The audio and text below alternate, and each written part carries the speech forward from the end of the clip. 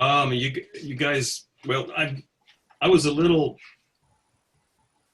disappointed that this thing took such a hard turn into into conventional Christian theology.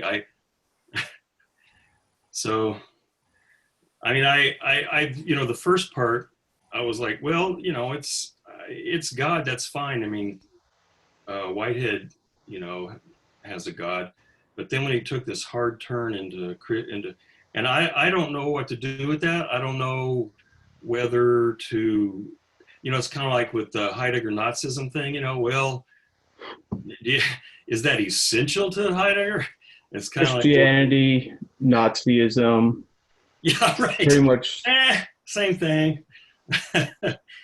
um, so that was a little disappointing. And then what I thought was interesting, but I don't understand, is at the end, toward the end, when he's trying to somehow, I mean, it's the standard problem of free will. How do you, at least in Christianity, how do you say people are free and yet responsible? And I really want to understand that, because it's, it's interesting. You get this same sort of thing in the secular version from Sartre, and there was at least one place in there where he was almost a quote from Sartre, or well, I should say it the other way around. About essence and existence. But I would really like to understand that passage where he's talking about that, but I really don't. I mean, it says, I came away with the same feeling that I did when I read Augustine, and he says, original sin, which Schelling also says, therefore you're doomed, but it's your own damn fault. And then when Augustine, when you're like, what? Augustine's like, it's a mystery. And Schelling's, which I think is just a big cop out, but it sounds like Schelling's trying to explain that, but I just don't get it. So anyway, my thoughts are disappointed by the big jump into conventional Christian theology, and then I would like to try to see if there really is something to his effort to somehow combine necessity and freedom. I mean, I kind of understand the Fichtean thing, and about, you have the necessity of your own nature that then gets, freedom is acting out of your own nature. That I kind of get, but then he just goes a lot further in trying to reconcile like real human decisions in the world as being both free and the business about making somehow it being involving an atemporal decision or an atemporal act. I don't get that at all. I mean, it seems to me like acts are things that happen, which means that there's time. I don't know, maybe that's not right. I'm probably missing something there, but anyway, that's my frustration and confusion. But I think I have an answer, at least for the last thing, or I have an analogy at least that makes sense to me, but I don't know if it'll make sense to anyone else. I think his discussion of atemporality is interesting because first of all, there seems to be a parallel between the way that he's talking about God existing sort of like before time and existing in relation to the ground, and then like the temporality, and then the things that humans are experiencing.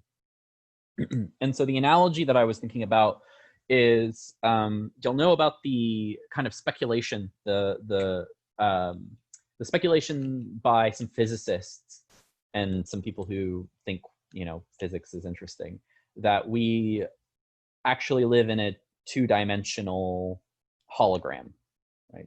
So there's this interesting sort of speculation, and a lot of what that is based off of is there's this recognition that came out of some of the theory around black holes, that black holes must contain the information of all of the items that fell into them on their surface, for some technical reasons that would take up too much time for me to explain why, and I honestly don't understand them very well myself. But so because of this, basically they had this realization like, oh, well, all of this information could be all of this three-dimensional information could be stored in two-dimensional surface of a black hole, the event horizon of a singularity. So that means that you could have a situation where three-dimensional information could be stored in a two-dimensional container, and you wouldn't lose any information. So then if you extrapolate out from that, okay, well, if that's possible, right, assuming all the rest of this theory is all correct, then that would mean that you could probably store all the three-dimensional information of the universe that we live in on the two-dimensional surface of whatever this universe is. So the interesting thing there is this implication of like a kind of a correspondence between two different methods of examining or understanding a set of things, right? And I think why this is helpful in this particular case is that I think for Schelling, there is an atemporal aspect of our human existence. It's almost monadic in the sense of like Leibniz, which I imagine doesn't help very much because I haven't read Leibniz and most other people haven't read Leibniz, but that's all I know about him is that he's the monads guy. But if that monadic existence exists atemporally, but it's also a part of our being, then we have access to it because it's us, right? It's what we are. But it doesn't necessarily exist in the causal network. So I think for Schelling, what's going on here is that it's possible to represent a human life, or it's possible to understand a human life in terms of the complexity of the choices, the opennesses that we experience, the things that we do in a certain light, atemporally, in terms of the monadic choosing thing that exists before that. And in that sense, its nature is primordial and exists outside of time. Now, obviously, like it participates in time as time exists as a thing, but it's because that there's this interrelationship between two things. I think that's the point. The other thing. So last week I brought this is me just I guess hammering home this point. Last week I brought up the Simarillion, and in particular the creation myth in the Simarillion. So an interesting thing about that I find very interesting. Sorry, being repetitive. So in Tolkien's telling, the way that the world gets created is you have like the high god, and the high god kind of generates the heavens and all of the angels, and then they generate a symphony, right? They generate a song, and then all of the discord in the world takes place in that song, right? Like there is a main angel that falls, there's a bunch of like sub angels that fall, right? And that introduces this like counter note to everything else that's happening. So they do this whole song, they do this whole this symphonic musical event, and then that symphony becomes the world, and the gods, right, as they exist in the Tolkien universe, come down and they play roles in that world as it's created. So what's interesting is that, well, all the gods already know how all of this turns out because they were there for the original symphony that happened outside of this universe. But now they come down and they play an active agent role, and all right. And what's interesting is like the various different races, for instance, are different kind of harmonic elements of that song, right, that come in at different moments and have kind of like different instrumental effects. So for Tolkien, in sort of Tolkien's cosmology, right, there's two ways of looking at the world. You can look at it as this original symphony, or you can look at it as a physical world that's created, and that's the way that the story traditionally gets presented. So I think something similar is going on here, where we have a kind of existence outside of time and the temporal existence, but those two things, they're not identical, but they're so interrelated that understanding one without the other wouldn't make very much sense. That, I don't know if that helps, but those were the things my brain was doing when I was thinking about this. I don't know if it's helpful either, but I was kind of driven to Kant. You know, we have a noumenal realm where, I mean, does time apply to the noumenal realm? I don't think in Kant we can legitimately say that time applies to noumenal things in themselves, right? So could we say the same of acts? Can there be such a thing as a noumenal act? And I think that's kind of what Schelling's driving at, is like a noumenal act as opposed to a phenomenal act.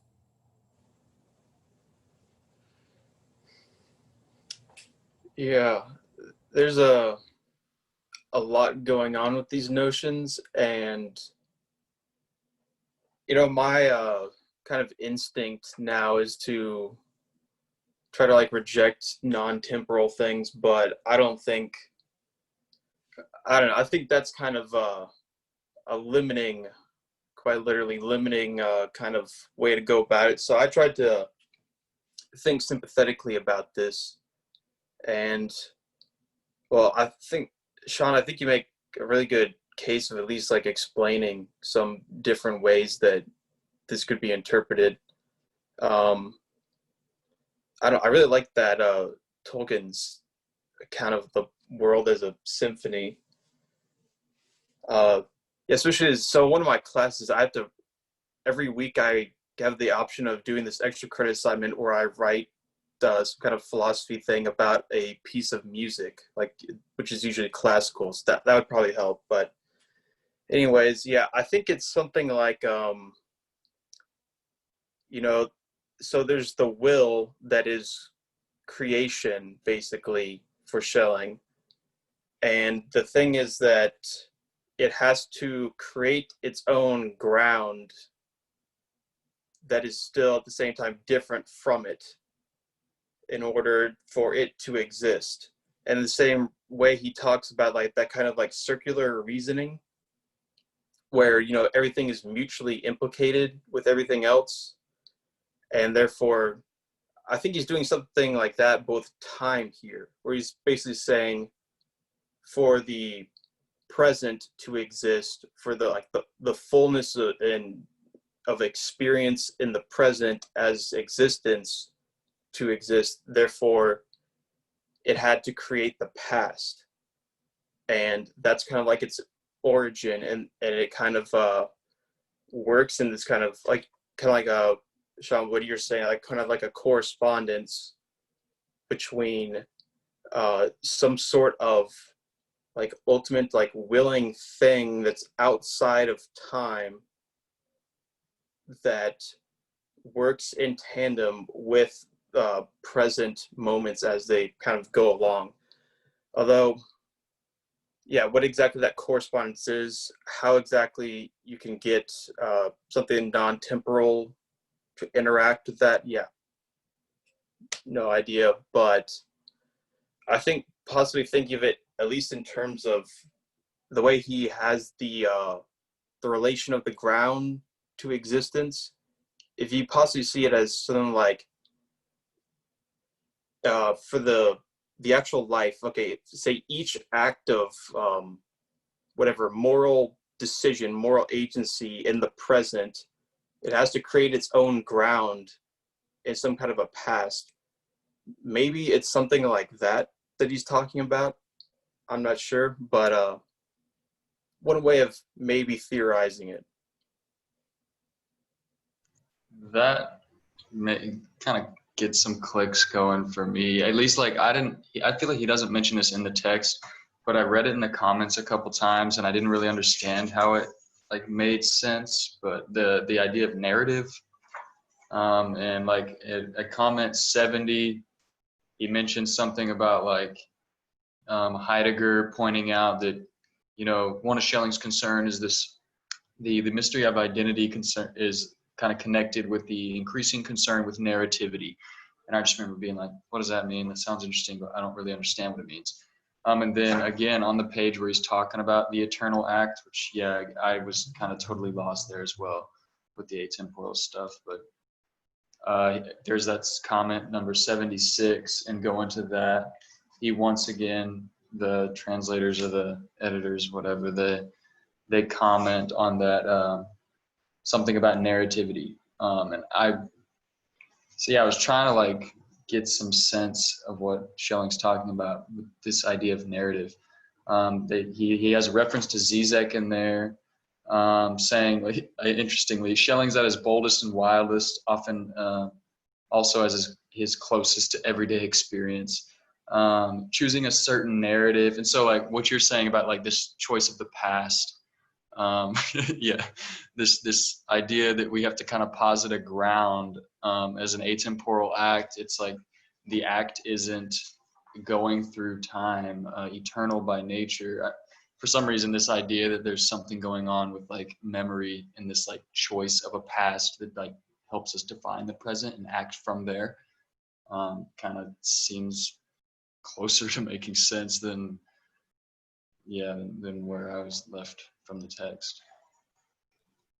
You know, I remembered that it's on page 50. I'm not going to read anything there, but he talks about Fichte, and earlier in the page he seems to be talking about Fichte without actually mentioning his name, and then at the bottom of the page he mentions Fichte. So it seems to me that whole page is kind of a description of Fichte's view, and he seems at the bottom of page 50 to mostly endorse that, except in the last couple of sentences and on to the next page, it seems like he has some disagreements with Fichte.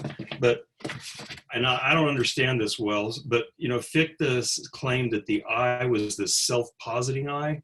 And so, maybe he's thinking of that, because there's this German word, I'm looking at the Stanford Encyclopedia entry on Fichte. I don't know, I can't pronounce German, but it's Taufwandlung or something. But it's, this guy in the Stanford Encyclopedia translates it as fact act. The book that we used in that class translated it something else, like act thing or something like that. But it's so the core of the I, the self-positing I for Fichte is it's an action. It's not a substance. Or maybe it'd be better to say it's a process of some kind. But on the other hand, I'm thinking it would also have to be sort of an atemporal process in some way, because I think for Fichte, space and time they emerge ontologically at some other stage. And so maybe that's something like what Schelling is thinking about as well, is that because again, he seems to endorse at least some of what Fichte says here. So maybe he's thinking about the human self in some way as being like this Fichtean self-positing I or process, and maybe that's the act, and it's a free act, which is Fichte. This is Fichte's way of trying to ground freedom at the foundation of ontology, is by saying that the human self is a fundamentally free act of self-willing, self-formation, not even formation, but just almost self-create. What it sounds to me like is Aristotle's prime mover, except as a, thinking thought, except it's a willing will, something like that. And maybe Schelling is thinking about that in, that atemporal act in some way like that. But the interesting thing, and maybe this is where Schelling's trying to partially differ, is that at least in its form sounds completely general, like self-positing I. It seems like you could never get a particular person or personality out of that. Like every self-positing I would be just like every other self-positing I. And Fichte probably has an answer for that, but maybe what Fichte is suggesting is that there is that in that very act of self-positing, there is already a nature of some kind, and then then when it's goes through whatever process it goes through with the ground, so that so that the world emerges and you have all these human beings around, maybe that there's something about that initial character as self-positing entity then manifests in particular personalities and characters, because that business where he's saying that what I am somehow is my choice, and yet it is also predetermined. Well, maybe it's my choice in the sense that I am this self-positing entity, but that self-positing entity necessarily generates a certain kind of potential for activity in the physical world or something like that. I'm not saying that he completely endorses Fichte. I actually don't know how much he does. It's just on that one page he seems to go, yeah, he's kind of on the right track with the self-positing I thing. No, for sure. I mean, I think that all makes sense. Oh, did you want to go, Chase? Just your no, now I don't remember what I was going to say. Oh yeah. I think that what you're describing makes sense. It makes me think a little bit of how Husserl talks about the transcendental ego, especially the kind of comment people talk about near the end of his life, where he seems to sort of be suggesting that he'll kind of get to that there's a kind of immortality present in the transcendental ego, which I think is interesting. I think that to be fair, for the purposes of his theodicy, I think Schelling needs the self-positing I to be more monadic and like specific. Oh, interesting. So I think he needs like each individual self-positing I to be like the human soul, effectively, for the purposes of his sort of like Christian theological considerations. Because if ultimately like that self-positing I is reducible down into a single abstract generality for every single human being, then it doesn't seem like it could have the character of being open to both evil and good, but it couldn't have the character of being evil or good in the way that would need to be possible for evil to emerge, if that sort of makes sense.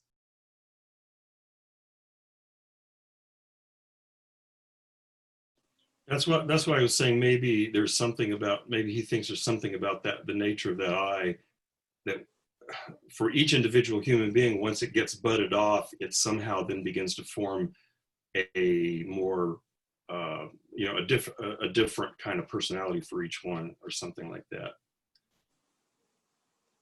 Yeah, so Schelling had some critiques of Fichte that, so I was listening to something it was mainly talking about, I think, Schelling's earlier nature philosophy, but I think it still kind of holds for this time period as well. But he was saying that what he was critiquing about Fichte was that it was too subjectivist, and that basically the I was this kind of ultimate thing, and the act of self-affirmation, self-determination, whatever, self-creation, was this kind of primary thing. And he believed that and also it was some kind of like logically necessary thing, where he thought that there had to be this ground that was different underlying that. So he says that you basically need some kind of like an unconscious ground, this dark ground basically that he talks about, in order to make that act possible.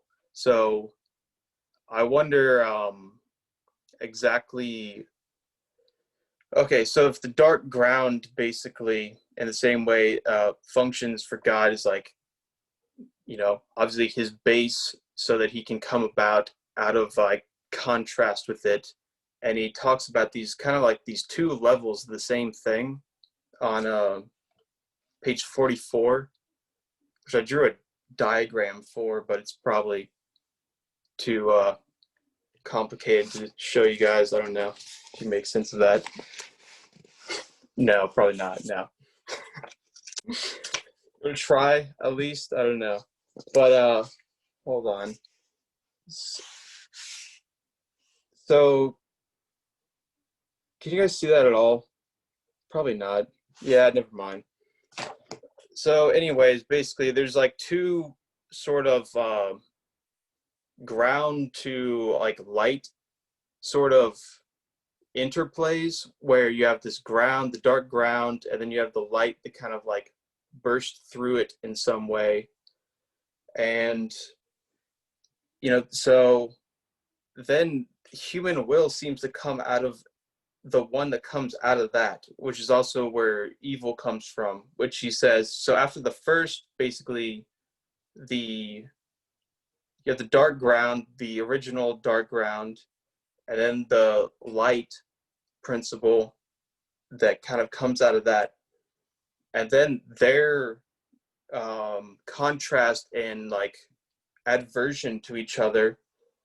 What word does he actually use? It's something, the turning against each other. Basically, then that creates these the condition for evil, basically that adversity of those two original principles. And then from that, there's a second dark ground, which is basically evil itself, or spirit and love, which is basically, it's the same thing, kind of recapitulated on a higher level. So I'm thinking basically where I could see that he talks about that primary will being kind of like the word, the light that sort of creates itself, but also its dark ground, and this kind of circular willing, this yearning, basically. And then there's some.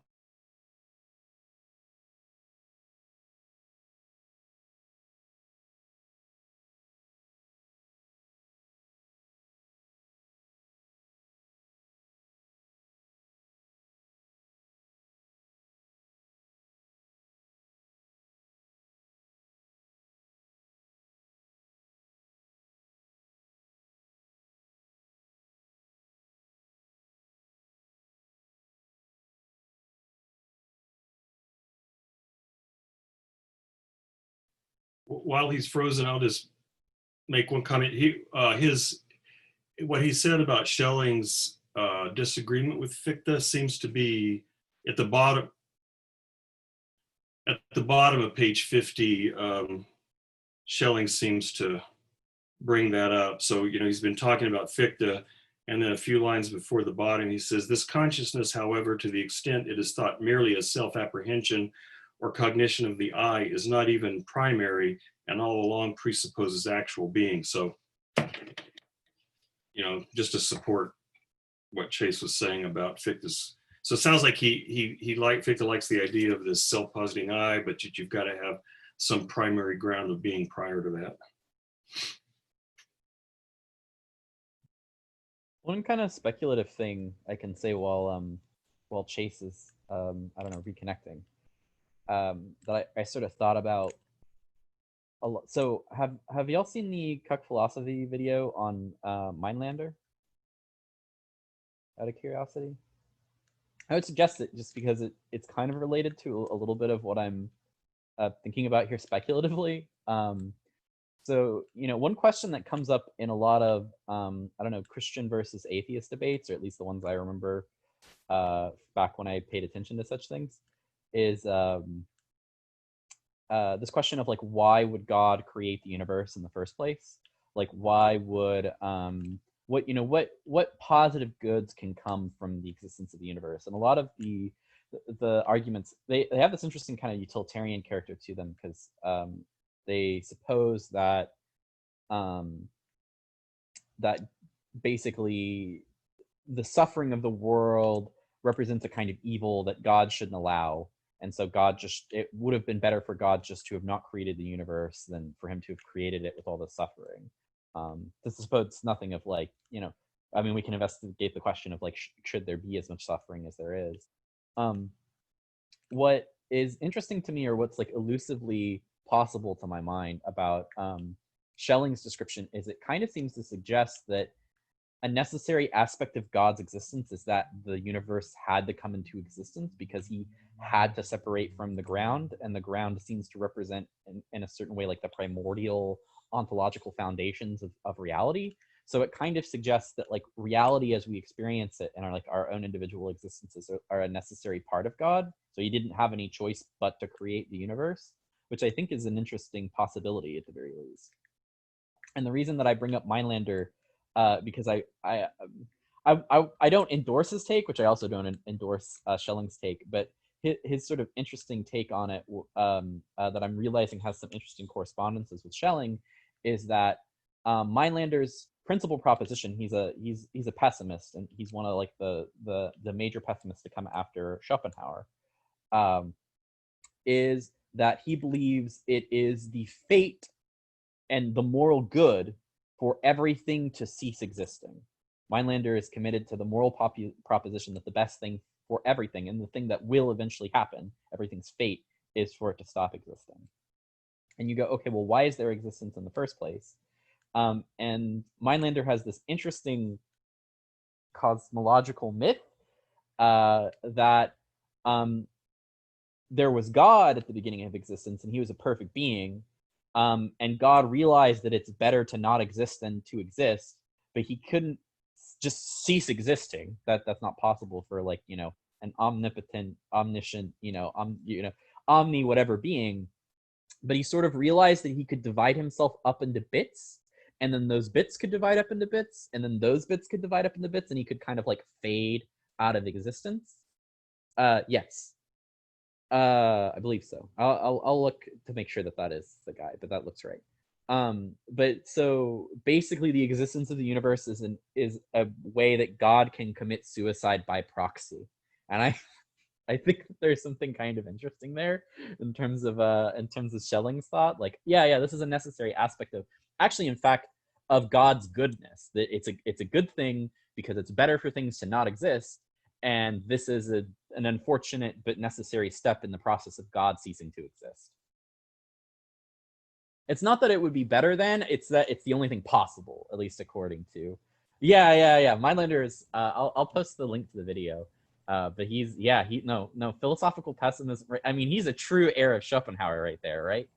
Like Jesus. I would argue the first step in this gradual dissolution is it needs justifying.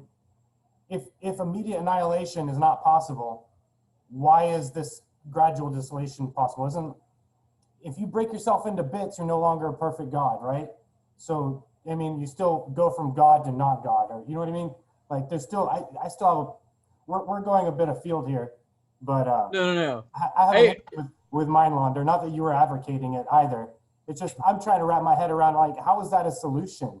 You've just taken a longer route, you know what I mean? But you still confronted with the same essential problem, I think. I mean, it might be. This is me just being very speculative with Mindlander. But it might actually be that God can't fully cease existing, but he can kind of like it's sort of like reaching a limit. It's like he can stretch out towards non-existence, and things can get so separated and so like entropically low that it's the closest to non-existence God can actually reach, if that makes sense. That would be my speculation. I don't know if that's consistent with his philosophy, but yes, that is him. And I've posted a link to the Cuck Philosophy video in my in the chat over here. So, very interested. Kind of, I'm just gonna real quickly where Chase was, and then what you just, what you were saying with Mindlander, and then going back to what Joey was raising earlier. We have narrative through all of this, especially when Chase was going into detail, right? And this doesn't even have to be a temporal narrative, but we have first a dark ground. We have light positing itself out of this ground. Then we have evil. We have a dark evil, which acts as a newfound, and good. And it's really just a process of positing itself, things positing themselves, or God positing himself, or something, some self-positing, which contains a contradiction. And then there's a process by which this contradiction, which is ineliminable, is also reconciled in the end. And it's this narrative, which again, it doesn't have to be a temporal narrative, but it's a narrative of contradiction and then reconciliation, which I think is the what justifies evil, which what underpins our theodicy here is ultimately a kind of narrative which starts with contradiction and ends with reconciliation. Yeah, that's a pretty good description. So Schelling does talk about this sort of dialectic, I guess it's the right word, of contraction and expansion as well. Although, it doesn't seem like he talks about it in this text, but I know he talks about it in Ages of the World and also in the nature philosophy stuff, which is kind of strange that he wouldn't. At least I don't think I've read that he's mentioned it in this one, but either way, I think that kind of also gives something of a hint of the sort of dynamic that's going on there, especially in reference to that, how do you say his name? Mainlander? I think it's Yeah, Mindlander. yeah, Mainlander. But that's just how Cuck Philosophy says, and he's the only person I've ever seen talk about it. So. Yeah. So I think basically in terms of this kind of like narrative structure. So basically, what Eric was saying about, is this really better? Like, can we preserve God's goodness, just by splitting him into different like pieces opposed to each other? Basically, like the schizophrenization of God, does that make him like good? Like, so that's where I'm gonna have to just like disagree with Schelling. I think just get rid of God's goodness and you don't have a problem anymore. Then this stuff can start to make sense. And think of it the way that they do in Hinduism, that this is just kind of like the play of the Godhead. It's like its own self-theater, like as a self-positing being that, creates itself. What else does it want to do other than enjoy itself? And how can it enjoy itself unless it has some kind of contrast, some kind of variety? It's basically like, if you can create and live anything, what would you do? Especially in eternity, you'd go through pretty much everything. You would do everything, but it's kind of like, what game is actually worth playing? What kind of a production, a theater production, is actually worth watching? One where you have a conflict. You don't play chess with someone that you beat every single time, and it's not even really a game. You always need some like this the potential for the dark principle to win, but the light principle always wins in some sense. So basically the thing is that the dark principle always yeah, I do that too. Yeah, my cats usually win. So I think it makes more sense in terms of so I know he talks shit about the like aesthetic idea about morality, but you know what? I'm talking shit about you, Schelling. Because I think that makes way more sense than like this notion of like perfection and goodness. I don't see how those have anything to do with reality, really. So, yeah, that's my answer to Schelling. I think turn this into more of like a Hindu kind of cosmology, and it suddenly makes a lot more sense. So I want to comment on that and just, are we sure that that's where he ends up, as kind of getting stuck and trying to maintain this Christian idea of God? And at least, yeah, from what we've read, I see a lot of that and it stumps me. But it's so weird. Like a lot of the primary texts I'm reading, and I feel like Heidegger's hinted at it. I haven't gotten that far in that text, but Heidegger seems to be hinting at that, like Schelling's project is him kind of coming to the realization that he has to like rethink where he starts from, including like this idea of system. And I think that would, maybe include the idea of God. And then Chase, I know I had sent some of this to you, but who is it? Caputo, contemporary theologian, writing like about like, radical theology and all this theology is by no means traditionally Christian theology. And he says that his ideas like resonate a lot with Paul Tillich, who I don't know really, but he's also a theologian of the 1900s. And apparently he was very, very influenced by Schelling. And then like, I don't know, I'm reading a secondary text by Jason M. Worth, or the guy who's going to translate Ages of the World for us. And so much of what he's saying in there, I like do not see in the primary text. I'm just like, what is, like, why isn't this linking up? Like, am I reading this wrong, or is Schelling going to like kind of have a turn, or and so that kind of like makes me like have hope that this, and all these comments keep saying like there's this ambiguity, there's just his restlessness in thinking. And I think it's like him kind of spinning out and trying to find like what does work.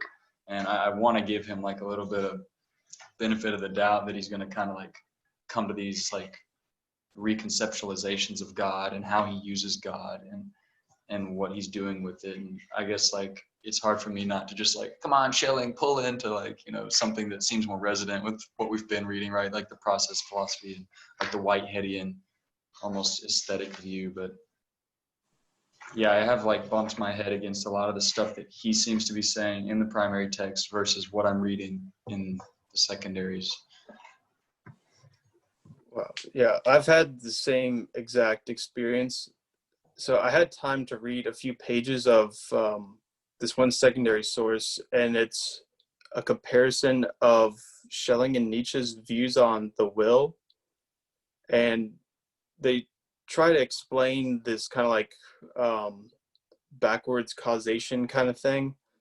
But I don't know, there's definitely the way that they talk about Schelling now seems different from how what actually reading Schelling is like. There seems to be this contrast there, which is kind of interesting in itself. I don't know, maybe you can have like some kind of a academic conspiracy theory about it, that they're basically trying to make them like more relevant so that they can, you know, like produce like papers in academic journals or something. I'm just joking, but yeah, Well, I think it's interesting. Yeah, go ahead, Nivet, you can talk. so I was going to say, so here's a possible, maybe this is cynical, but one thing I've run into in Nietzsche studies is that people have an interpretation of Nietzsche that they want to be true, and so they interpret Nietzsche in such a way that makes it true. So they pick and choose, they read into it, they read out of it, they do whatever they need to do to get Nietzsche to say what they want him to say. And maybe something like that happens with Schelling, because at least in these pages, there are several pages that are just so standard Christian theology. I mean, he's talking about original sin. When he talks about the word, he talks about the Trinity without ever actually saying the Trinity. He talks about the word and that the cosmic, the world is made by the word. Well, that's standard Christian theology. And I mean, he even uses the words original sin. So like you said, there's so much standard Christian theology in here that, maybe people are trying to read that out of him. Or another possibility, there's people, this would probably make Sean angry, but, I'm sure you're aware of this. There are people who say that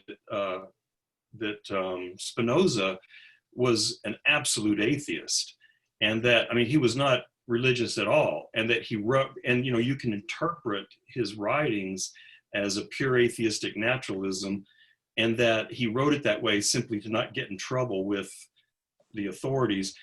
So I guess that's a possibility. Maybe Schelling is, and that would be kind of like my joke about Heidegger and Nazism is, I guess one possibility is that Schelling has this ontology and this and this metaphysics of the will and all that, and that he feels like he needs to show how it could be compatible with Christian theology, but maybe that's not an essential aspect of it. So, I guess there's sort of different hermeneutic interpretation possibilities here for why that, and then another one is, which is that maybe people are reading out of Schelling what they, not necessarily trying to say that Schelling said this, but saying, this is what I'm going to take from Schelling. And then I'm not going to accept some of this stuff, but I'm going to take some of this stuff, So that's like, my recommendation for Nietzsche was, well, then what you ought to do is say, rather than saying, I'm going to somehow reinterpret Nietzsche so that it somehow fits with my, my particular philosophical view, is just say, no, I'm going to do like a neo-Nietzschean thing. And I'm going to pick these things out, and I'm going to come up with this view that isn't exactly Nietzsche, but is grounded on Nietzsche. So, it seems like there's multiple possibilities of how to take this Christian theology. But I agree with Chase, just reading it on its face, it seems pretty clear. Yeah. So I've heard that interpretation of Spinoza a lot, but and I argue with someone on like YouTube comments about it. Actually, if you know the channel Then and Now, I like argued with the guy who does that channel. It wasn't like an argument, it wasn't, but yeah, either way.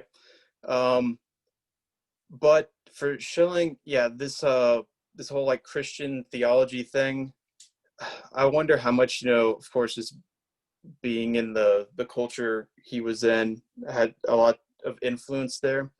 But I think if you understand his kind of his position on mythology, I think it makes a lot more sense. And also this ties in with the whole concept of narrative, where he's basically, so what he kind of says is that in order to like reconstruct, this whole like genetic account of everything that he's trying to do, it's essentially would have to be something like an epic poem, or it had to be like a creation story kind of thing. And no, is it gonna, okay. Can you guys hear me? Okay. My internet is, okay. So he says that it would be something like a narrative, like a story that would have to be constructed, but by looking back through the history of mythology and these things, that actually like a living link to like God's self-revelation could be discerned through that. So he sees like all these different mythologies as sort of like a way of like an archaeology of God's like working within all these different cultures in the past. So he's almost gonna like he'll take basically like Christian theology and say like, okay, that's how God was revealed in this culture. And then in another one, he would say basically, okay, the same thing he talks about, like the golden age of the Greeks, and the tragic age. He basically talks about them as real. It's just like, oh yeah, the gods were like this at that time. That was God's self-revelation. It was basically like Greek mythology is pretty much correct. So I think at least it helps for me to understand, because I think Christian theology, it's so focused on its exclusivity as, like the one truth, where I think here he's saying like that's just a part of something that's much bigger. Because ultimately, yeah, he's going to say that like this thing is constantly changing, this, living link through stories of the past of God's self-revelation. But he just happens to basically take, for the Christian thing, he basically takes a very sort of weirdly cryptic, like Orthodox theology kind of perspective of it. I don't know. Seems like he could still give some other kind of account. I don't know. It's not like people were gonna like burn him at the stake at that time. So I'm not gonna let him off the hook on this.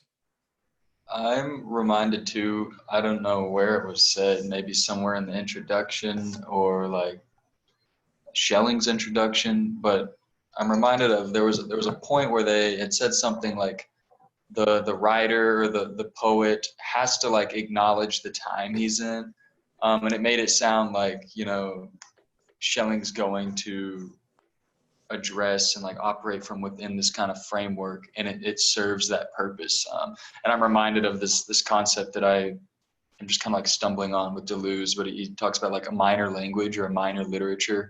It kind of like operates from within, or it subverts the major, but like from within. It's not necessarily like a different language that alters the dominant language, but it's like a way of using the dominant language that like opens up new possibilities for it. And at least kind of like reading Schelling, maybe you could say it seems like, Heidegger would encourage that reading too, of like seeing Schelling's failure as like he's pointing to revisions that need to be made because he runs into these walls, and basically the walls are like the things we need to kind of like try to rethink. And Schelling seems to be hitting walls. Kind of have like that approach of seeing Schelling as like the minor systematizer. That makes some sense. It's helpful.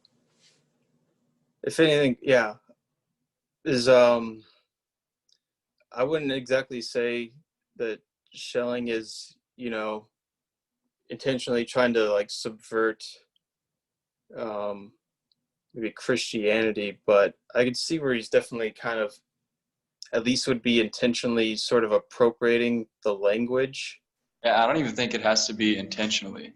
Um, and yeah, interestingly, like the book, I just kind of like read the first chapter of it. It was Kafka, Minor Literature with Deleuze and Guattari.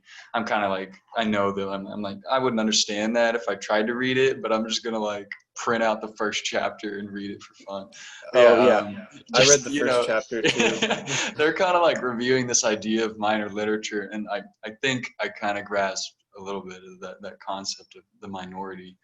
And the way, at least the impression I got about this like approach to reading Kafka as like a minor literaturist is like, it's not about Kafka, it's not about his intentions, it's not about what the author meant.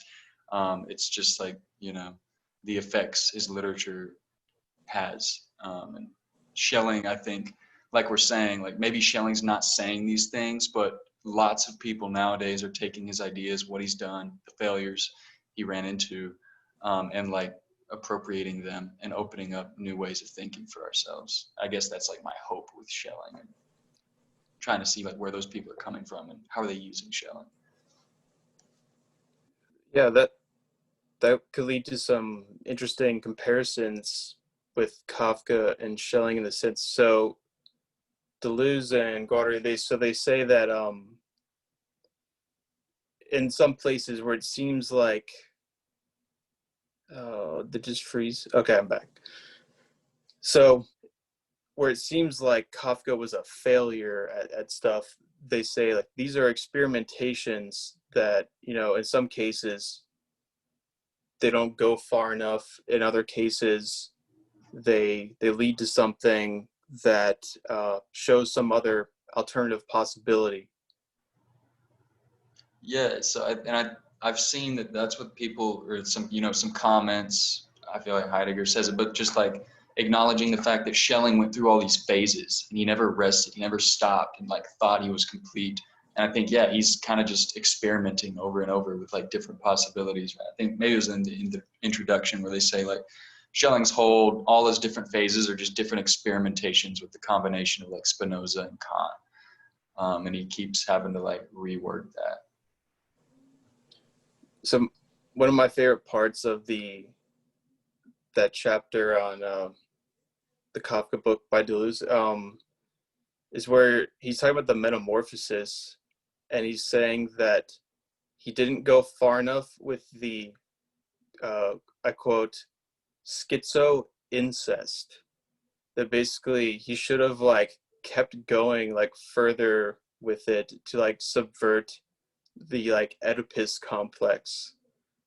And I wonder if, so of course that's just like hilarious to me, but I think one way to kind of compare that to Schelling is like, in this case, maybe he's doing something like he didn't go far enough with like the schizoing of like theology or like basically everything. Like he should have gone further. Like we can see how, and maybe all his thought has all this virtual potential, and that's what all these people with like the new Schelling are kind of latching onto, that he has like these possibilities in him for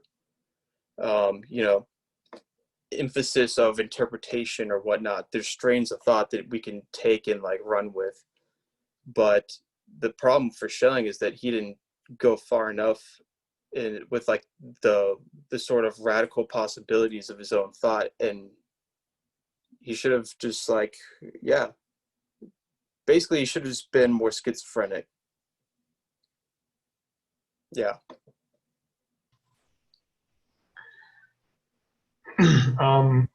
I feel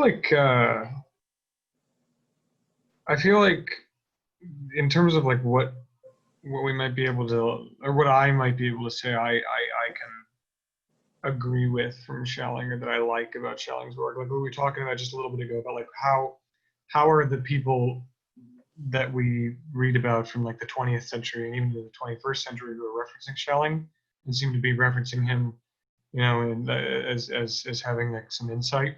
What are they pulling from and where are they finding it? Because right now this seems like a whole bunch of nothing for in certain parts. You know, it seems kind of weird, kind of difficult to parse, at least in terms of like salient, you know, ethical or moral or whatever content.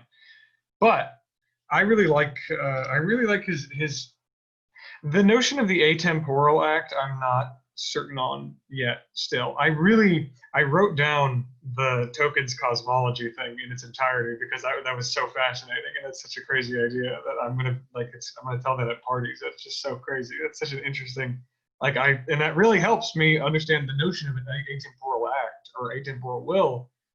But I don't really know how it relates to this. Really, I just think I like Schelling's approach to the free act as preceding consciousness, but always following one's will, where he defines free as that which acts according only to the laws of its own being and is determined by nothing else. I forget who said something kind of similar in that same century. I think like Francis Bacon. Somebody said something about freedom like that. But my point is, I think that examples of this sort of forced choice are present a lot in experience. I just think that this, I'm just like trying to give credit where credit's due. I relate to this feeling a lot. I like falling in love, enjoying an activity. You know what I mean? Like I didn't decide to be interested in philosophical thinking. You know what I mean? And philosophical books and you know, treatises and whatever, and reading groups all day, every day.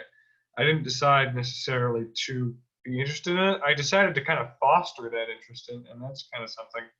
But I think that it applies also to things like love, wherein I didn't necessarily choose to love anybody or to enjoy an activity, but I definitely will not, I for sure will not enjoy it or love them if you tell me to do it. Like if you or anybody else tries to make me do it, there's no way. Unless it was a coincidence and you got lucky, you guessed right, you know, and I happen to love them. But you can't tell me what to do, and I can't tell myself what to do. I'm just going to kind of do it. Or when it comes to things like love. And I think that those arguments about love can extend kind of into a political dimension if we take these ideas of Christian love and agape and stuff like that, and also into things like Zizek has a long kind of description of this. He wants to write a book called like Plus, about the plus and LGBTQ plus, and talk about how gender identity is something of a similar phenomenon, at least in its ability to be analyzed as like falling in love, this sort of forced choice, this like act of freedom that's part of your being, you know. But that leads into the second thing I wanted to say, which is that I don't really mind all of the theology. I mean, it's like dense and impossible to understand. That's a problem. I'll give you that.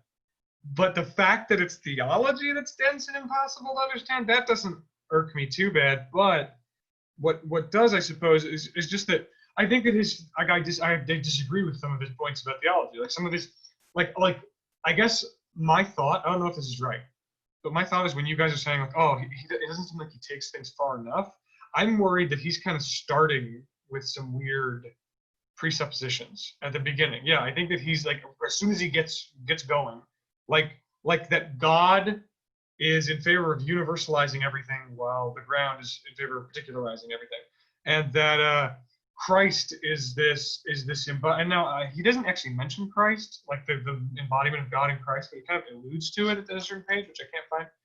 But he places Christ in this role of like he says that God sets the ground into independence for itself, and then in order to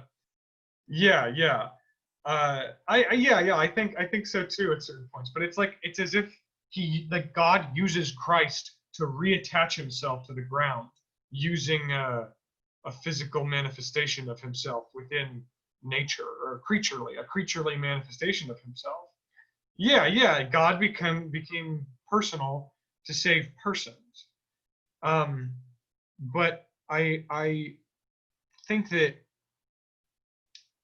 that like just from these basic presuppositions about God, like not really celebrating difference and stuff, it kind of goes against at least my impression of certain theological arguments or passages from the Bible and stuff. Like what we talked about recently.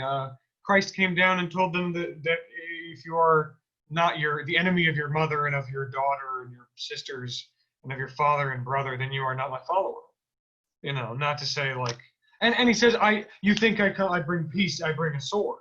You know, like there's a lot of this, at least according to like a Hegelian idea, there's a lot of this notion of Christ as this, like Christ is God. Christ is it's not just like it's not like a weird like appendage of God, like or like a necromantic spell that God casts and summons like a thrall or something.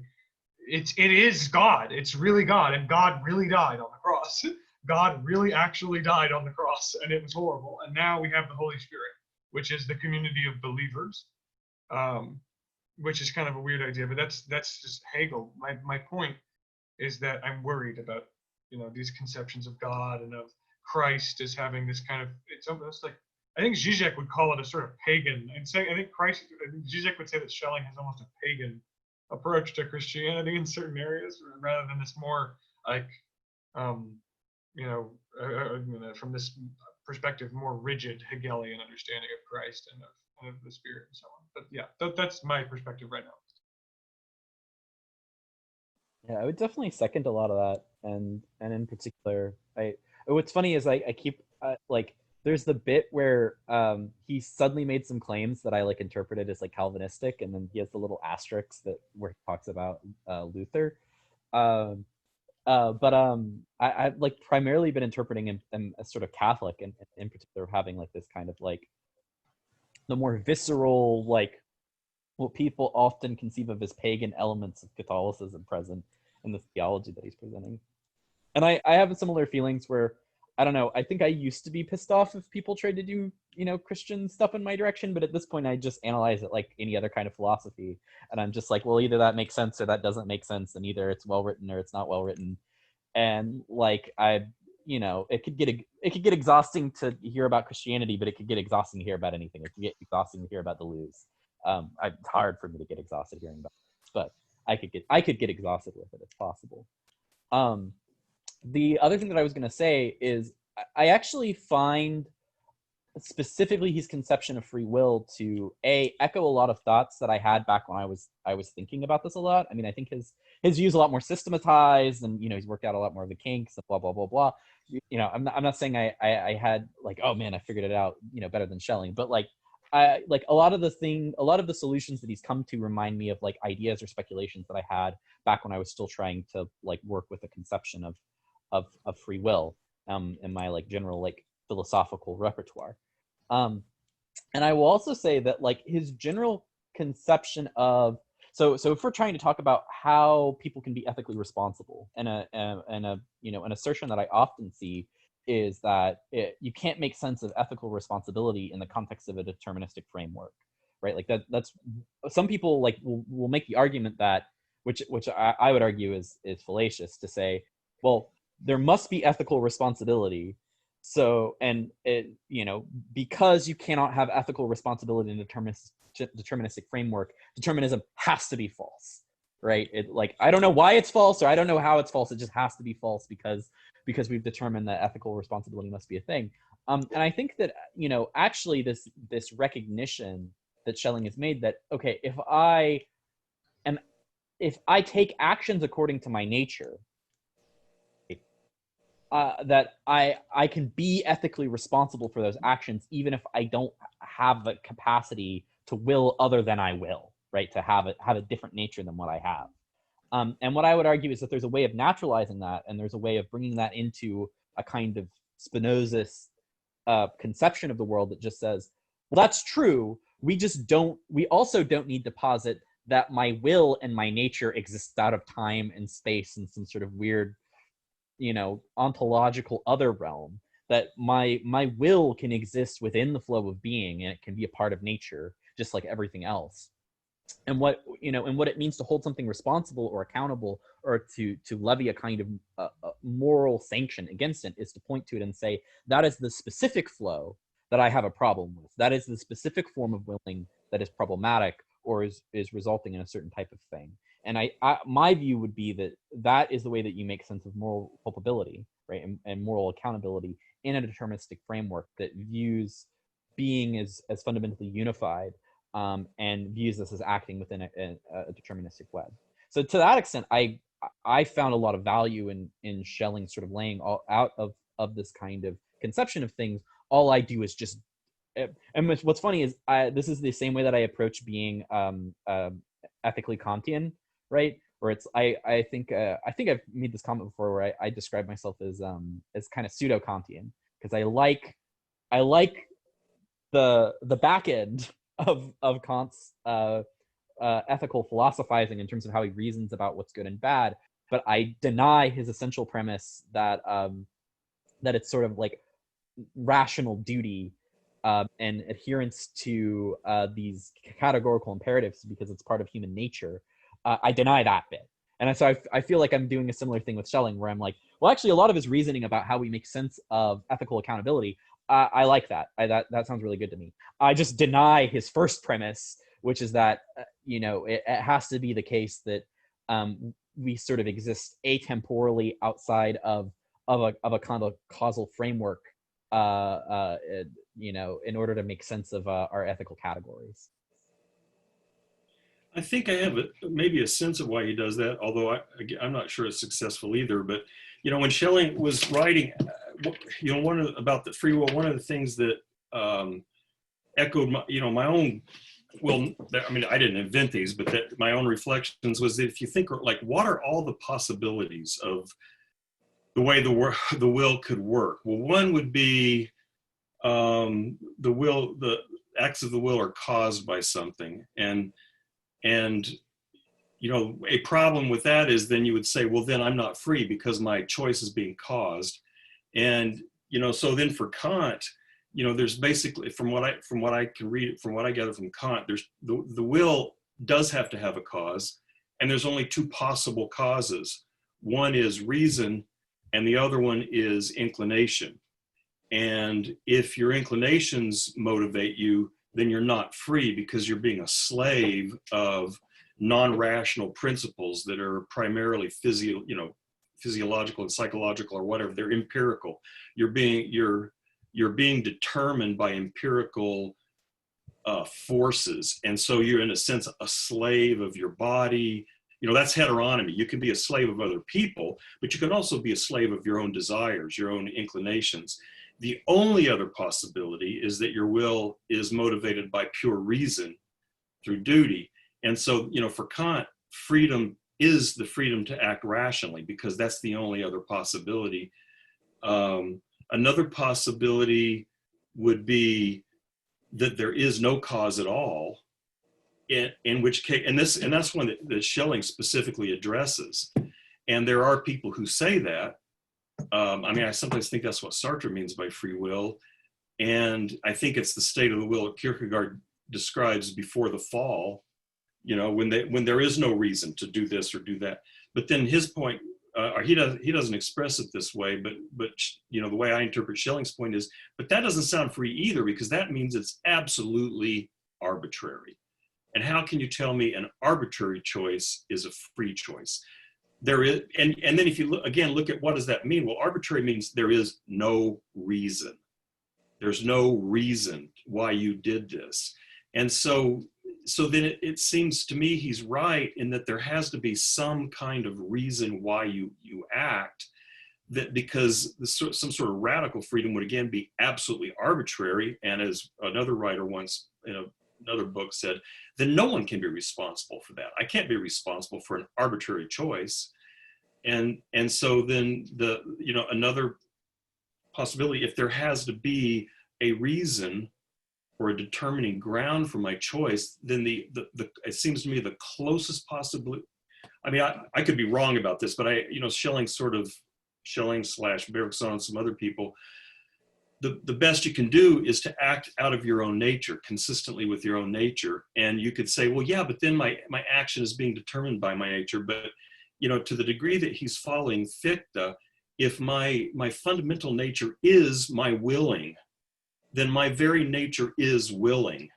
It's a process, it's an action. It's not a thing willing. It's not a thing that has a nature and that acts because of that nature.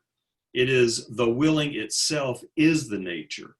And so the maximum, or the only possibility, or not the only possibility, the closest thing you could have to freedom is simply willing out of that nature of willing in itself. And so I think, for that seems to be what he means by freedom. You can call it determined because my action is being determined by this nature, but this nature is the will. And so it is simply the willing moving outside of this atemporal essence, or whatever you want us to call it, into a temporal frame that becomes freedom. And it seems like, Schelling seems to think that's the only meaningful sense of freedom.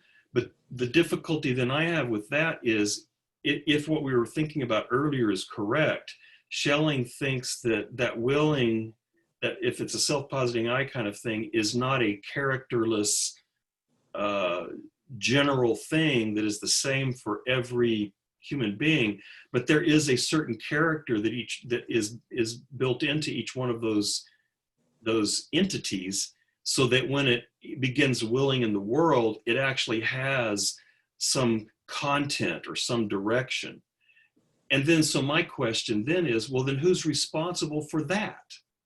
How could the willing as an essence of itself be responsible for the nature of its own willing? And so I'm just wondering if maybe Fichte has just, moved this problem back a step, because if the essence of my being is willing, but is not just empty willing, but an actual certain kind of willing, if that is what I am, how could I possibly be responsible for setting that up in the first place? And so, what set that up? Well, if nothing set that up, if it just kind of happened, then it's absolutely arbitrary. If something else set that up, like God or some dynamic between the ground and something else, well, then that's what set it up. And so I still don't see how you get the kind of responsibility that he wants, the kind of radical Christian responsibility where he says, I'm damned and it's my fault. I don't see that he's answered that question. Yeah, so he says that we are formally determined to be free, that basically our freedom is also our determinism, basically, that we're which I don't even know if we is the right word, or if it's like God, basically that whole kind of connection with God is like this willing thing, and then our own individual wills as people. That's where I'm not really sure about, but in the sense of I think he says this about humans though, that specifically our formal necessity, we are basically determined in the sense that we're structured in a way to be free, which is this capacity of, this kind of Fichtean sort of self-determination to a certain degree. And in order to do that, there has to be some kind of determinate structure and a ground and all these things in order for us to be free at all, according to, this one concept of freedom. So I think he understands that, but then it's still kind of, there still seems to be, I think you could still say there's constraints on the system, or at least it's hard to make sense of it for the individual human, because the individual human, where exactly does that come from? Especially if it's like recapitulating something that God did, and, God necessarily, of course, has to have his own ground. So that seems like there's almost like he talks about the necessity for contrast, for revelation. well, why does there have to be revelation at all? Why does there have to be contrast at all? It seems like that's almost like a logical structure that, God didn't necessarily choose to do that. Is that also like a determinism that's outside of his freedom? Or is that the determinism itself that makes freedom possible? Yeah, I'm not sure exactly, but yeah, I don't know. I wish Schelling was here so he could tell us. One thing that I do want to point out with respect to the kind of logic that you named out, Nevitt, in terms of, right, starting with Kant,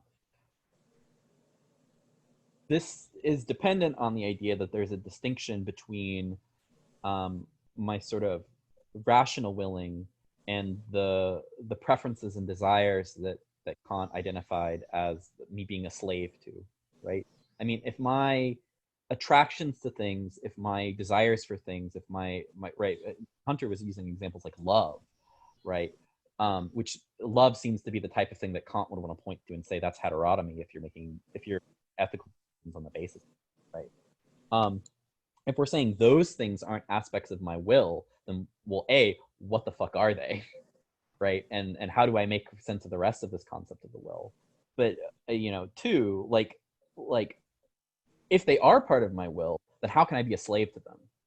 Right? Like, if I love someone, that's an aspect of, right, if we're using the Schelling-esque framework of that was sort of a decision made outside of time in terms of my will, and I'm forced to do it because that's the way my nature sort of happened.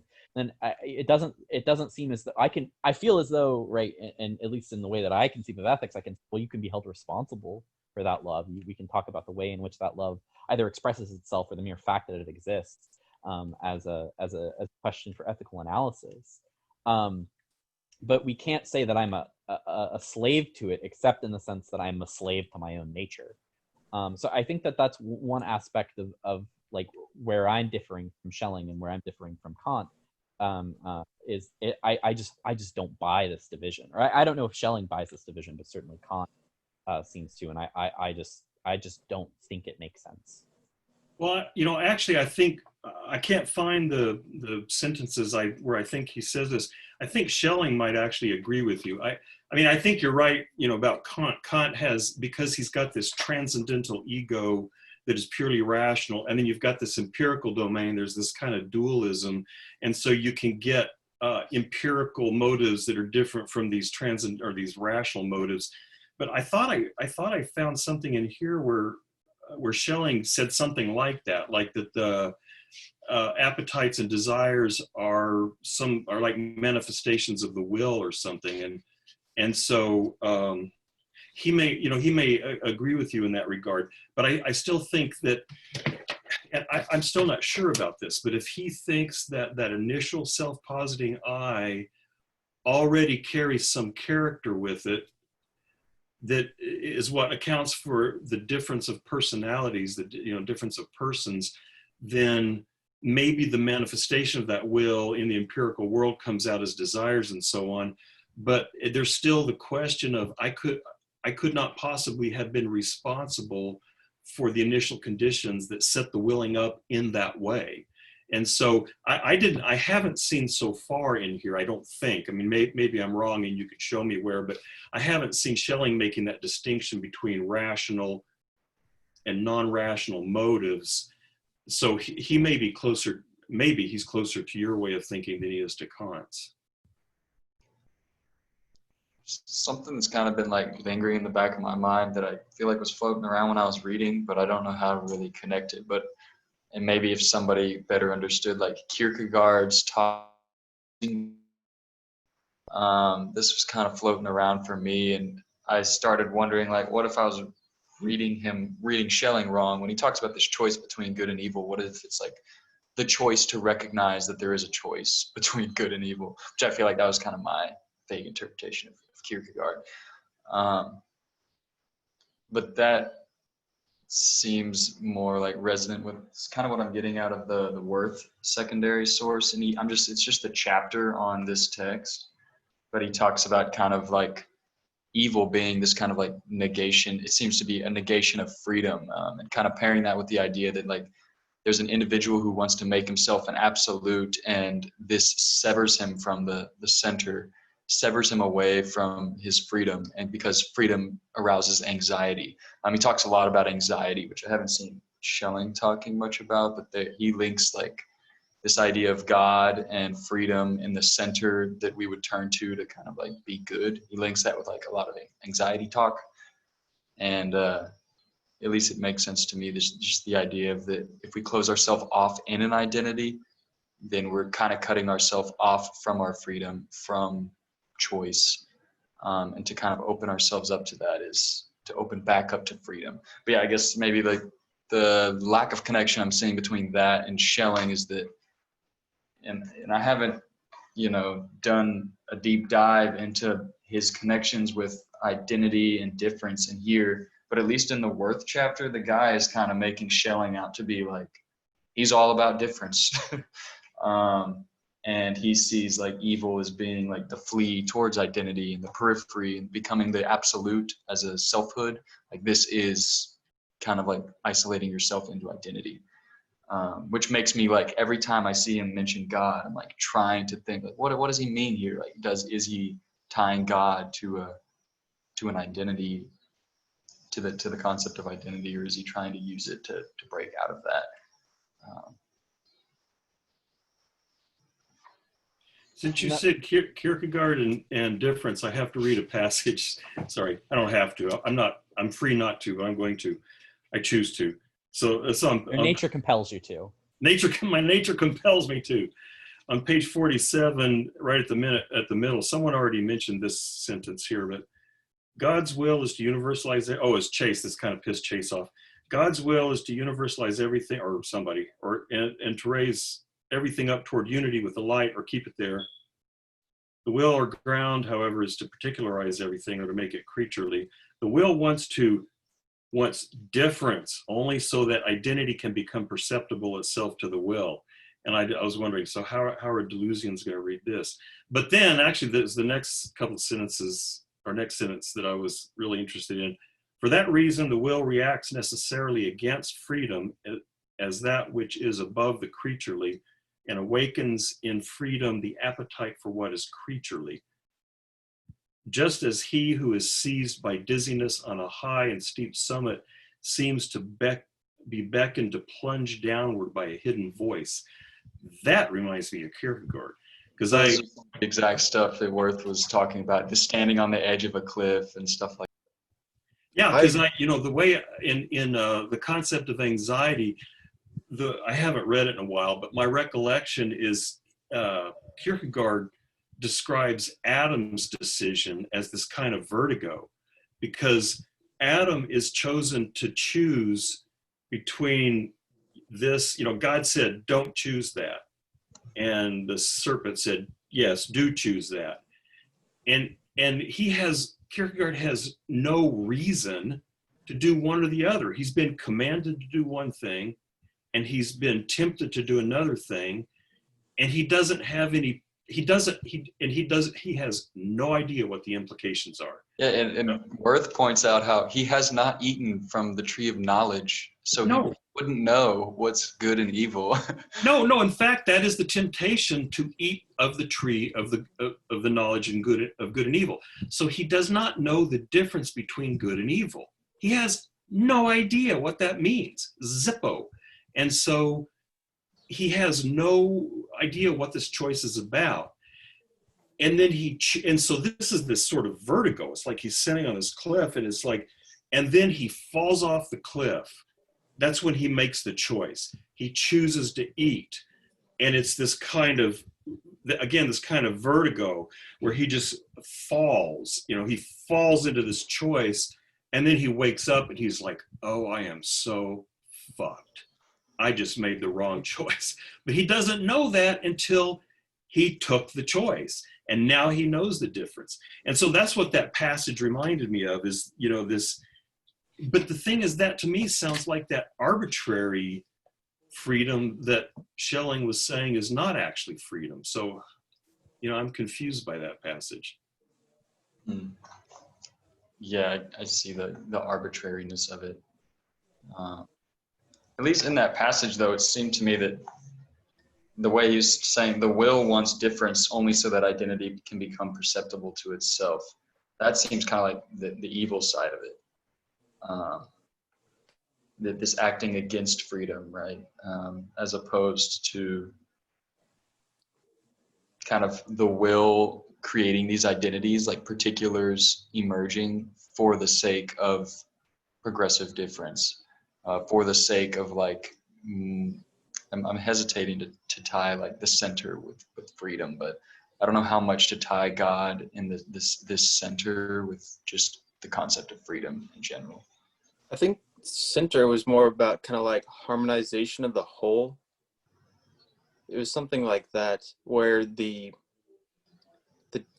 I guess the difference that he's talking about in that perspective or in that context is about that absolutizing of the false self in some sense, where it's like they're both operating from the sense of selfhood and of a kind of motivated centering of things, or like a prioritization, I guess, of things.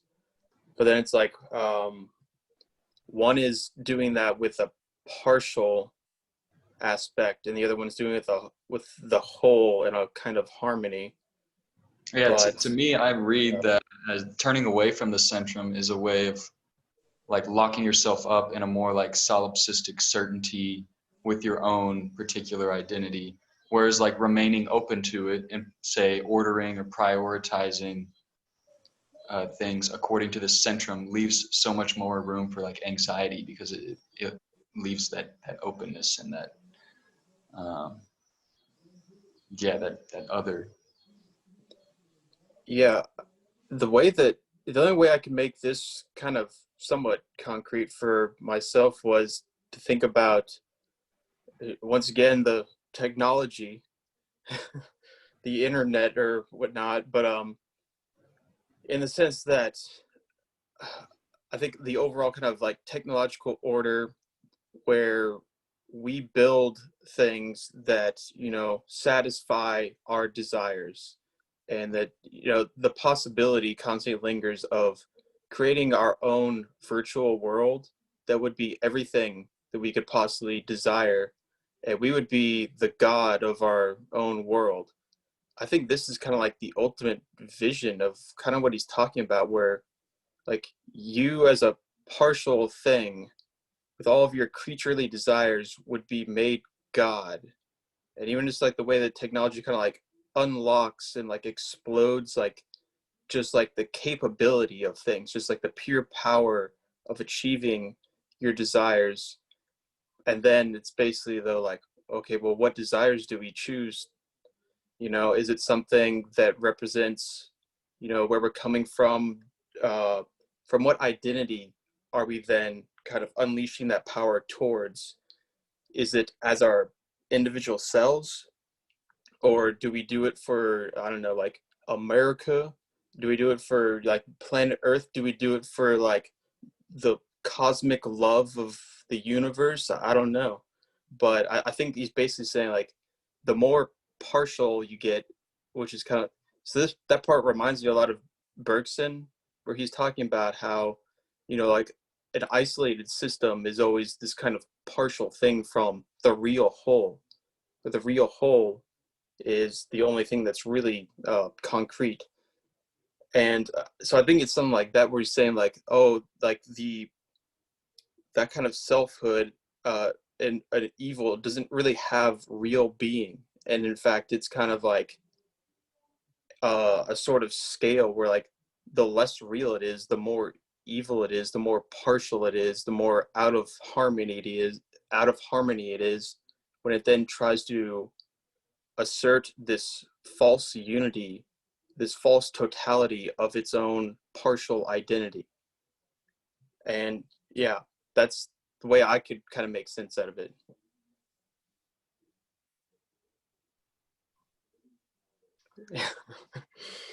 Exactly. Yeah. Yeah, seriously.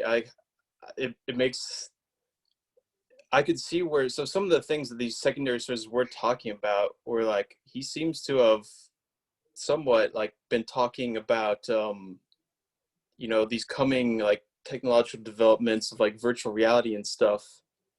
And that I could see, like, yeah. I feel like Schelling predicted virtual reality. Yeah, but then I think I said the same thing about Borges too. So yeah, I'm not a very credible source. I just wanted to kind of, I think, talking about this notion of the centrum and the periphery, it kind of opened up two thoughts in my mind. First is just a question of like, I don't know if I really understand. In fact, I know. I know that I don't. I know that I don't understand the notion of the centrum and the periphery yet.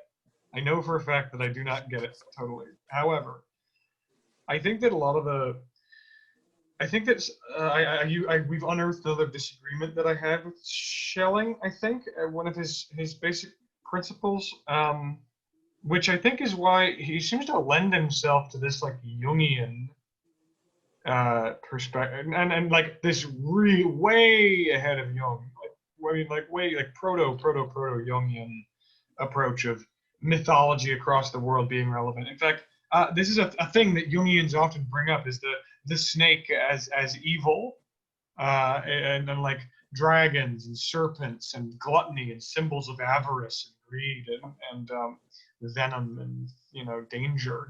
These dangerous things that kind of made themselves known in mythologies around the around the world.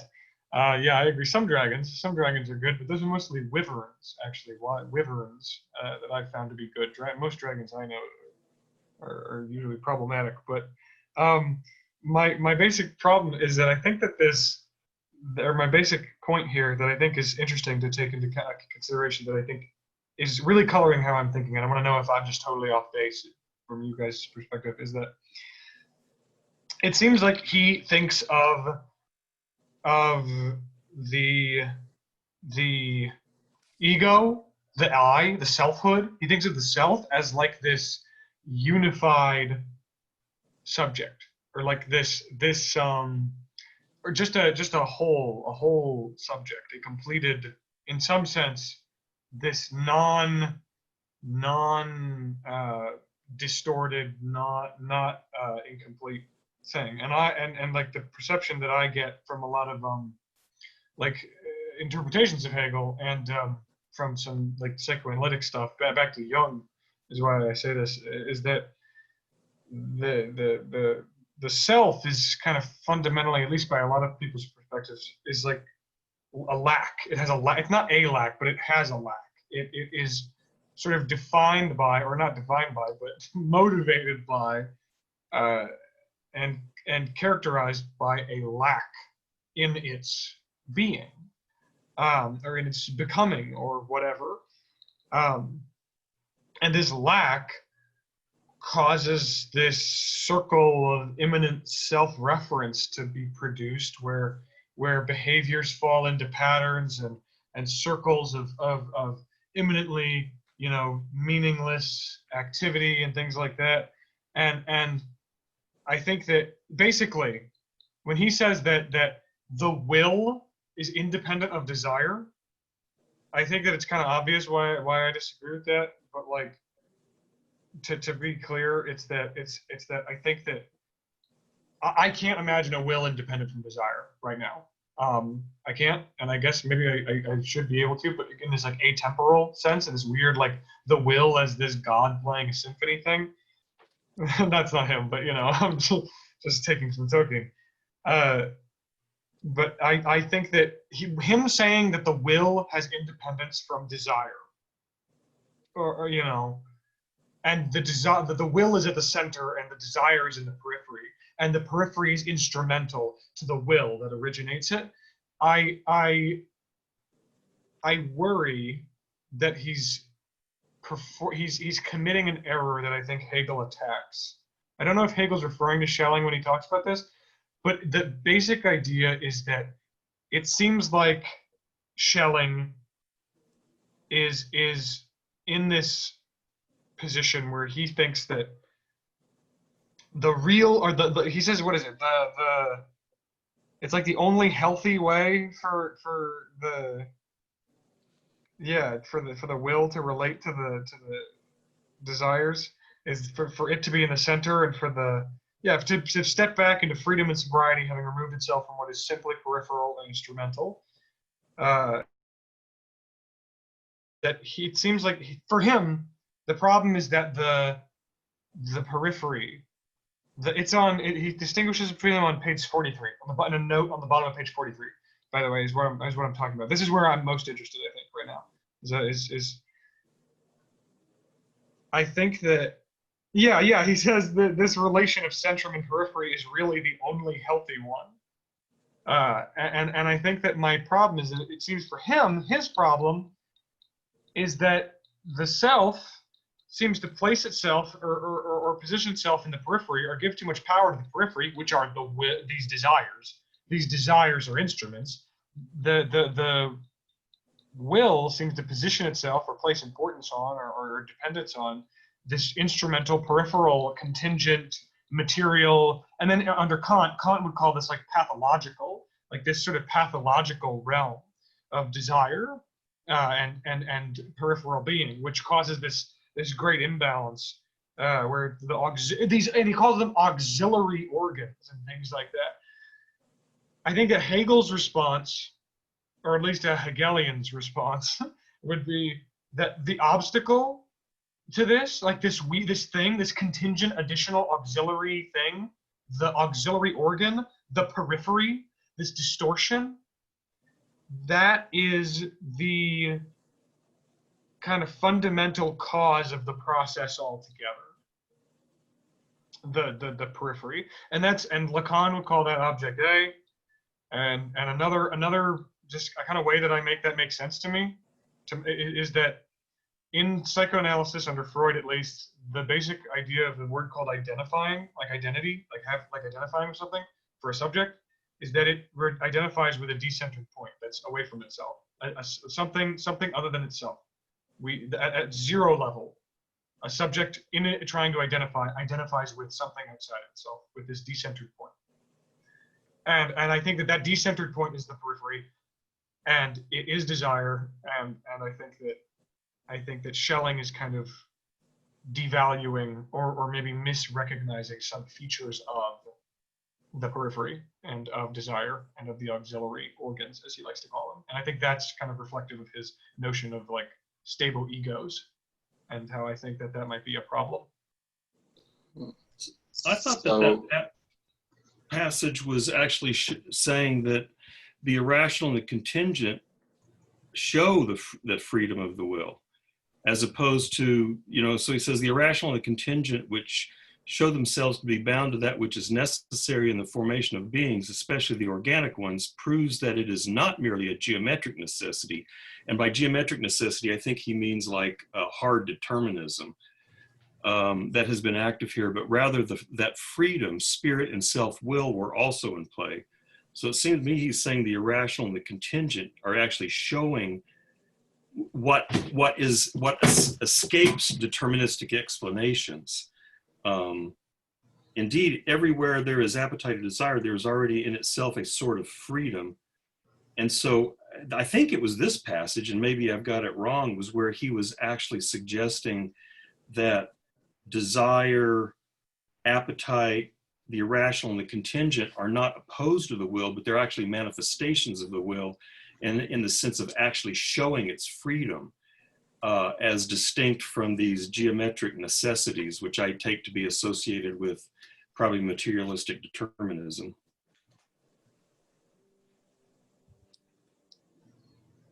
Yeah, so the way that I interpreted this is that, will and desire, I think will is something more like, hopefully I'm getting this right. It's like an intransitive verb that doesn't need a direct object. And it's more like a capacity of doing something, but not of reaching something. So it kind of reminds me of, well, basically like Kant's idea of like means and ends, where I even know this seems somewhat like paradoxical and it's like reversing it, but it's kind of like the will would be something like that Kantian ideal of, you know, just the ends without caring about the ends without, wait. Don't make people a means to an end, basically for yourself, where yourself is the end. Yeah. Not merely So- a means to an end. What was that? Not merely a means to an end, but always an end in itself. Yes. Okay. An This end in is- itself. This is critical. Yeah. Yeah. Okay. Thank you. And that's why I think he talks about the peripheral as instrumental. It's kind of like the peripheral is something that would be used as a means to an end. And I think that's also why like desire would also be something that, you know, you just want to satisfy as a means to an end, where the end, once again, is basically just back to yourself as the peripheral, which is something like identity as something that's just totally self-interested. It's just all about the instrumental basically achievement of attaining its object of desire. So I think that's one way of seeing it. But so also this idea of the auxiliary organs, which has reached its highest point in man, that reminded me of Bergson, and where he talks about how kind of like this abstract intellectual ability of humans has, you know, given us like a new level of freedom, you know, in the animal world. But yet it's also kind of given us this ability to basically think of all these abstract things. And, you know, if you compare that to, you know, that this kind of like technological goal of things, kind of like that I described earlier, it would be tied also with this basically capacity to like abstract partial things as like the total unities. That's also the same thing that gives us the ability to be free in some new way beyond, you know, what other humans, I mean, what other animals, I guess, have chosen. So I guess that's where you could kind of like make that connection of the auxiliary organ of abstract reasoning both gives us freedom and also the possibility for going out of center and taking the periphery as the center in this kind of instrumental fashion. So yeah, that's my sort of reading of it.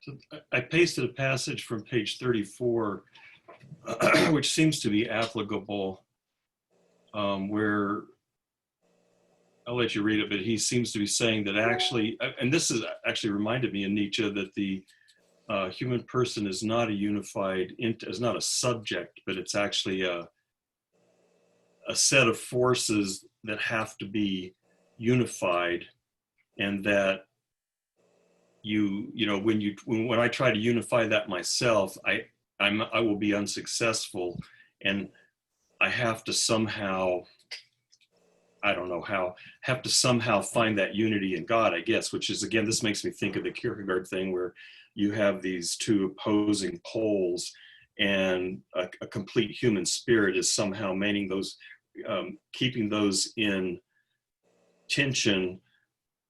And the only way to do that is to find your ground in God. Otherwise, you tend to slam up against the rails of infinitude. But this isn't, he's not saying that, but it sounds like something similar, like there's these forces that you can only contain if you rely on God. Whereas I think when I read this before, it was like compared to like someone like Nietzsche, who seems to say, yeah, you're right about that, but about the forces, but that if you have a dominating instinct, if one of these forces is really powerful, then you can unify your own personality. You don't need a God to do that for you. An interesting thing that I think Schelling is suggesting, this is a thing that I think comes up from Deleuze, is that he might be making this kind of Kierkegaardian move, but one of the things is that he doesn't seem to be saying that the periphery is necessarily bad, or that the process of differentiation that is represented by the ground isn't necessarily bad, right? It becomes evil. It becomes this evil component when it tries to assert itself as a dominating or unifying thing. So I would almost want to think that Schelling would say what Nietzsche is suggesting, which is that one will comes to dominate and comes to lord over a particular human will, is that is evil, is that will sort of like cruelly and destructively dominating in a way that like obliterates the possibility of genuine unity by being brought into communion with God. And being brought into communion with God isn't something that destroys your difference or your particularity as much as it's just something that unifies you as a whole, as a multiplicity, if I'm going to bring Deleuze into this, right? It unifies you as a complex, discordant entity. Yeah, there's an interesting similarity with Plato, and I suspect Nietzsche was thinking of Plato, but in the Republic, when he talks, he says the soul consists of reason, spirit, and appetites. And in the tyrannical soul, the soul of the tyrant, the appetites are chaotic and crazy and they're just all over the place, and spirited feelings probably all are as well. And so he describes this state of internal chaos as a civil war, and as being extremely painful. And whereas the just man has all of his appetites are moderate, and the spirited feelings are moderate, and everything is controlled by reason, and he's happy and content. And so I think Schelling would probably agree with Plato, whereas I think Nietzsche would say, yeah, it sucks to be that guy, but it would be better to be that guy and have a dominating instinct. So the tyrannical soul is, see ya, Joey, sorry, is the guy who you can be a healthy tyrant as well as an unhealthy tyrant, which I think Schelling would say no.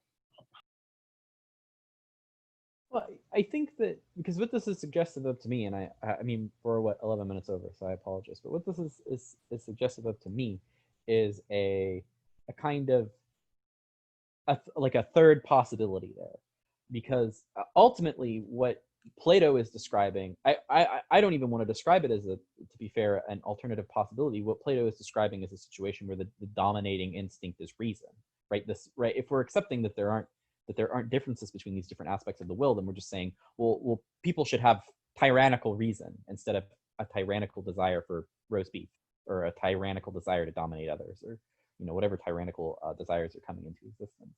And I think what Deleuze is suggestive of, and I haven't actually read the thing that that this is talked about, and I think it might be the Minor Literatures book that Chase and Joey were talking about, having read the first chapter of, but is this idea of, which I also find suggested in Nietzsche, that there can be synergy, right? Like that the different aspects, different flows of my will can kind of flow into each other. And so instead of having one that dominates over the other and like articulates the entire being, what happens is that they're brought into a kind of structural unity that still has them each as an individuating part, but allows them to act collectively.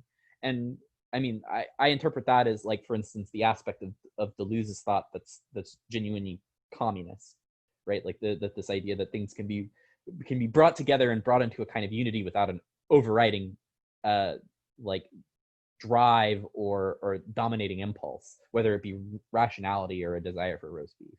That things can kind of be brought into harmony, but a kind of mutualistic harmony that acknowledges all of the different parts. And I see that being suggested here in Schelling, but maybe I'm reading that into it because that's what I want him to be saying. I guess now we're 13 minutes over. Let's keep it going. Oh, wait, Eric, okay. Yep. See ya. Well, dropping like flies.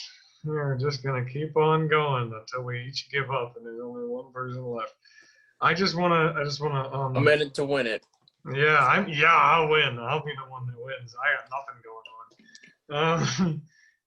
I just wanted to clarify that I think, Nevin, you pointed out like a problem with my approach towards that passage. And I think as you were talking, I realized kind of what I was doing. And I want to go back to what Sean said after I said this. I think I was reading his description of man or humanity in contact with God, right? I was kind of, and he's saying that these material contingent irrational things are proof of freedom. I agree with you. I think that I was reading this notion of man with God, where God is the unity which unifies the spirit and allows spirit to elevate higher than lightness and darkness. I was reading that as man in himself. Like man, just like the spirit person immediately, boom, right there by itself, can just do all this stuff. And I was like, this doesn't seem correct. But I think that to kind of now respond to Sean, I guess, now, God, I hope we don't continue to spiral into like a 25-minute thing, but I promise I am really hungry, so I won't respond to what you have to say. I'm going to be like, all right, I want to hear what Hunter has to say, and then I'm going to get some taco. Okay, that sounds... eating. Yes, that's perfect. So I get to have the last word, of course. Really, it's just, I like the notion of the multiplicity there, where the multiplicity retains its you don't have to be homogeneous to be unified, is basically what I'm getting. And I agree with that entirely. However, I also I also think it's important to note that in any multiplicity, there is, Hegel talks about multiplicity in this sense where, and there's, I told you guys about this paper that I read called Who's Afraid of Hegelian Wolves, which is all about Deleuze, and he writes about the Wolfman and his critique of Freud. And this paper says, well, Deleuze, your critique of Freud seems to be the same thing that you're doing to Hegel. And it just takes up all these examples of like the idea of unconscious drives and of the multiplicity as like a pack of wolves. And it just runs this extended metaphor, and it talks about the borders, the edges of the pack. And there are things that are excluded due to exceptionality, where you have exceptional members of a pack or exceptional identities within a multiplicity. And I forget what the term is for that. It's something really specific. But my point is the response to saying, the Deleuze saying to Hegel, you unify all the wolves into a wolf man. You need to recognize this pack. You need to recognize the wolf pack. You'll see where I'm going here in a second. The Hegel's response, or Hegelian response, I suppose, would be, sure, that pack, there is a pack, definitely, but that pack is functionally abbreviated. It is like naturally abbreviated in the sense that it's not infinity. It's not the absolute in itself. It's not, this multiplicity that you're pointing to is not the absolute in itself, and therefore there is some abbreviation in some sense, and that can at least, re-inject these ideas with like some sense of like an identity or of like a there is exclusivity in every universality, and that's kind of what's good about them. That's what kind of works about them, which is kind of a weird idea. But yeah. The abbreviation wears out or restrains the pack, holds it in check, and restricts its infinite becoming or contact with the absolute. And that very abbreviation gives the multiplicity a unity. And I don't really know how to apply that to Schelling. Yeah. So what exactly is the abbreviation, though? Well, it's like okay, here, yeah, it's this.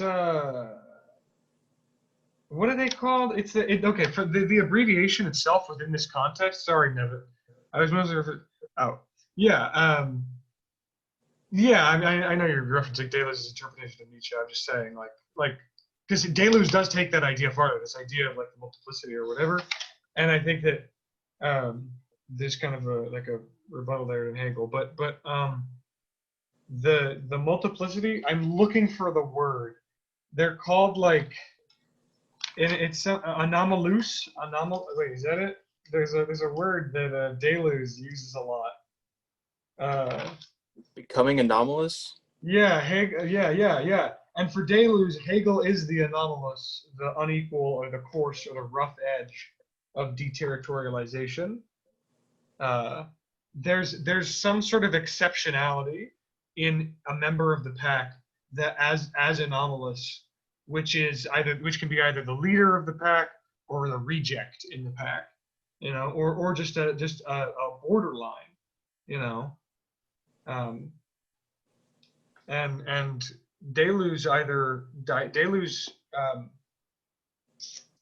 he finds unity through reduction and exception, but I think that Hegel would say that no, it's just a natural abbreviation. It doesn't have to be a reduction or an exception, but it's an abbreviation.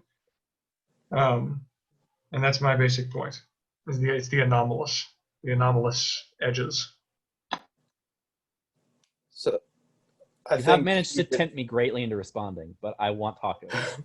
So yeah. That was interesting, guys. I'm gonna take off. Or well, how long is what you have to say, Chase? Because